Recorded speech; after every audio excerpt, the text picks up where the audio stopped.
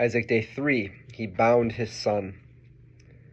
When they came to the place that God had shown them, Abraham built an altar there and laid the wood in order. He bound his son Isaac and laid him on the altar on top of the wood. Then Abraham reached out his hand and took the knife to kill his son.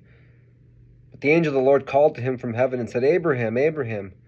He said, "Here I am." He said, "Do not lay your hand on the boy or do anything to him. For now I know that you fear God, since you have not withheld your son, your only son, from me." Abraham looked up and saw a ram caught in a thicket by its horns.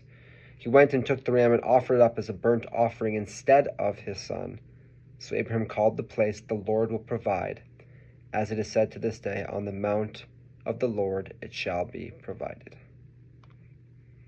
The Lord will provide.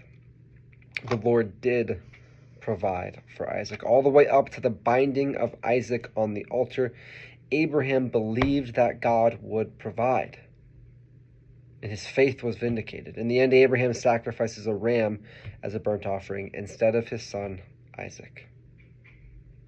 In the same way that Isaac is bound to the altar on top of the wood, helpless to what will happen, the human condition is one of being bound to sin, helpless before the propensity to choose evil over good.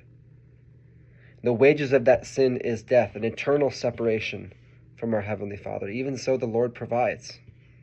Jesus, God himself, took on flesh and was bound to wood on the cross.